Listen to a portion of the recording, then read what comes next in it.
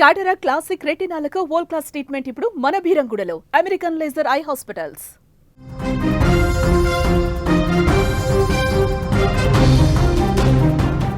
కరూరులో ఎటు చూసినా కన్నీటి ధారలే కనిపిస్తున్నాయి. 39 మంది మృతితో విషాదంగా మారిన ప్రాంతమంతా కూడా ఊపిరి సలపక గుండెలాగిపోయాయి. తమ వారిని కాపాడుకునేందుకు తాపత్రయంలో కొందరు, ప్రాణభిక్ష కోరుతూ అర్థించిన మరికొందరు. తన బిడ్డను కాపాడాలంటూ ఓ తండ్రి ఆవేదన, చనిపోయిన కొడుకు వద్ద బోరున విలపించిన తల్లి. కరూరు దృశ్యాలు ప్రపంచాన్ని కన్నీరు పెట్టిస్తున్నాయి.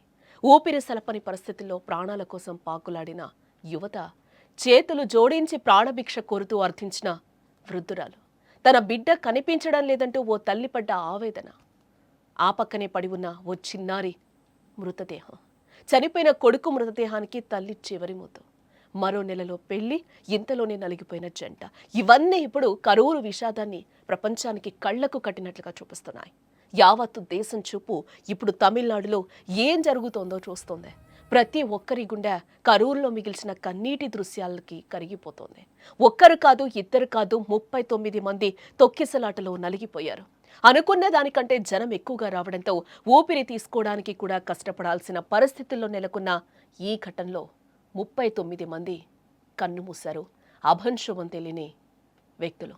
చాలా మంది తొక్కిసలాట్లో నలిగిపోయారు. మరికొందరికి ఊపిరాడక విలవిలలాడిపోయారు. కాపాడండి మహాప్రభో అంటూ వేడుకున్నారు. మరికొంతమంది తమ బంధువులు ఎక్కడున్నారో అంటూ వెతుక్కుంటూ అక్కడే కూర్చున్నారు. మరికొందరు తమ పిల్లల కోసం పరితపించారు. ఓ వ్యక్తి స్పృహ కోల్పోయినా తన చిన్నారిని తీసుకుని ఆసుపత్రికి పరుగెత్తాడు. కాపాడాలంటూ అతను రోధిస్తున్న తీరు అక్కడున్న అధికారులకు సైతం కంట నీరు తెప్పించిందని కూడా చెప్పుకోవచ్చు.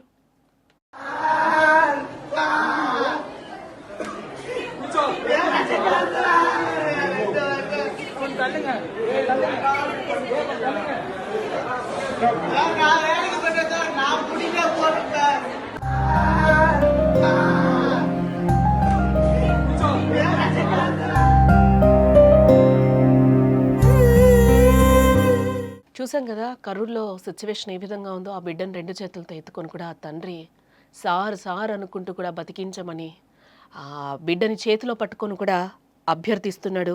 తను ఒక రకమైన ఆర్తనాదమే అక్కడ వినిపిస్తుంది. వెనకాలన్న అక్కడున్న ఆయమ్మలు కూడా ఏడుస్తున్న పరిస్థితి కనిపిస్తుంది. అక్కడున్న వాళ్ళందరినీ కూడా ఒక్కసారిగా కన్నీటి పర్యంతమవుతున్నారు. అక్కడ చూసిన ఆ దృశ్యం కూడా చాలా హృదయ విదారకరంగా ఉంది. నాకు చెప్పడానికి కూడా మంచిగా అనిపిస్తలేదు. బట్ ఆ సీన్ చూస్తే మాత్రం చాలా బాధ అనిపిస్తుంది. చిన్న బిడ్డ, మాటలు రాని బిడ్డ ఈరోజు ప్రాణాపాయ స్థితిలో ఉండి కాపాడాలని అంటూ కూడా వేడుకుంటున్నాడు. నిన్న విజయ్ సభలో ఎలాంటి దృశ్యాలు ఈరోజు ప్రపంచానికి చూపిస్తున్నాయో కనిపిస్తున్నాయో కూడా దీని నుంచి చాలా వరకు అందరూ చాలా పాఠాలు నేర్చుకోవాలి. ఇలాంటివి ఎన్ని జరిగినా కూడా మనం ఎలాంటి పాఠాలు నేర్చుకోవట్లేదు. ఈరోజు ఎలాంటి హృదయ విదారకరమైన ఘటనలు చోటు చేసుకున్నాయో తమిళనాడులో మనం చూస్తున్నాం. ఆ దృశ్యాలన్నీ కూడా ఎవ్వరూ మర్చిపోలేని సిచ్యువేషన్స్గా ఉన్నాయి.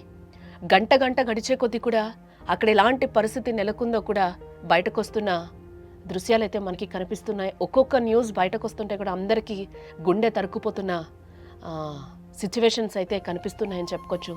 హాస్పిటల్స్ నిండా పేషెంట్స్, కొంతమంది వాళ్ళ ఇంట్లో వాళ్ళు కనిపించక ఓ పక్క పిల్లల్ని కాపాడమంటూ ఇంకా ఐసీయూలో కూడా చాలామంది చికిత్స పొందుతున్నట్లుగా కూడా తెలుస్తోంది. ఇంకా మృతుల సంఖ్య కూడా పెరిగే అవకాశం ఉంది అని చెప్తున్నారు. ఆ సభాస్థలిలో నిన్న ఆ ఘోరాన్ని కూడా ఒకసారి మనం ఆ విజువల్లో చూడొచ్చు. ఎంతటి దారుణంగా ఉందో కూడా ఆ పరిస్థితి చూడొచ్చు. ఇసకేస్తే రాలనంత జనం అక్కడ మనకి కనిపిస్తున్నారు. ఆ డ్రోన్ విజువల్స్ అంత హైలో నుంచి చూస్తుంటే అక్కడ జనాలకి ఊపిరాడే పరిస్థితి కనిపిస్తుందా? అందులో తమిళనాడులో టెంపరేచర్ కూడా ఏ విధంగా ఉంటుందో మన అందరికీ తెలిసిందే. ఇలాంటి సిచ్యువేషన్లో అక్కడ నెలకొన్న ఈ దృశ్యాలన్నీ కూడా ప్రపంచానికి ఒక గుణపాఠంగానే చూడాలి.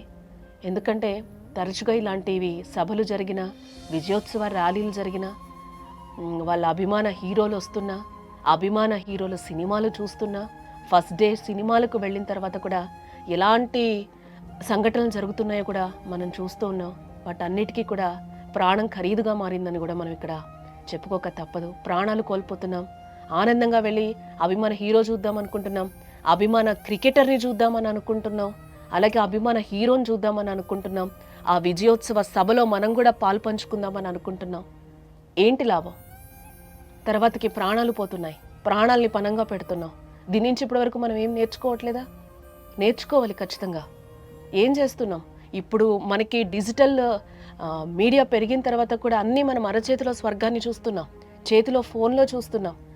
ఎంతో టెక్నాలజీ కూడా మనకు అభివృద్ధి చెందింది. అక్కడ లైవ్లో ఉండి ఆ దగ్గర ఉండి చూస్తేనేనా? ఈరోజు వీటికన్నిటికీ సమాధానం ఎవరు చెప్తారో మన దగ్గరే ఉంది సమాధానం కూడా. మనం వెళ్ళి మన చావును మనం కొని తెచ్చుకున్నట్టే ఉంది. ఖచ్చితంగా దీని నుంచి మనం చాలా నేర్చుకోవాలి. అయితే తొక్కిసలాట విషయం తెలుసుకొని ఘటనా స్థలానికి చేరుకున్న విద్యాశాఖ మంత్రి అన్బిల్ మహేష్ అక్కడ బాధితుల ఆర్తనాదాలను చూసి ఒక్కసారిగా కూడా చలించిపోయారు. ఆయనకు కూడా అక్కడున్న హృదయ విదారకర పరిస్థితులను చూసి ఆయన కూడా చిన్న పిల్లలాగా బోరున విలపిస్తున్నారు. ఎందుకంటే చిన్న బిడ్డల్ని కూడా ఎత్తుకొని వస్తున్నారు అక్కడ హాస్పిటల్స్కి. నా బిడ్డని కాపాడండి అంటూ కూడా ఇందాక మనం ఒక వీడియో చూసాం. చాలా దారుణంగా ఉంది హాస్పిటల్లో పరిస్థితి. సార్ సార్ సార్ అనుకుంటూ కూడా ఆ బిడ్డని చేతుల్లో మోసుకుంటూ వచ్చాడు.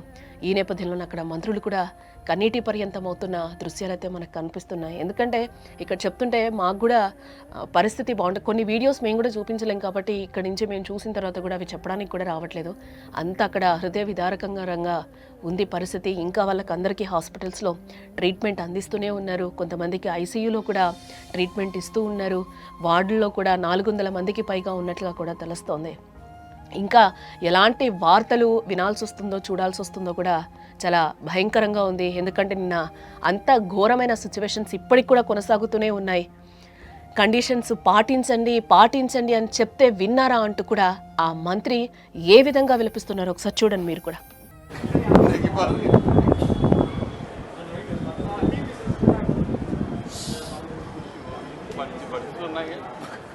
कंडीशन से बाला पनगड़ा कंडीशन से बाला पनगड़ा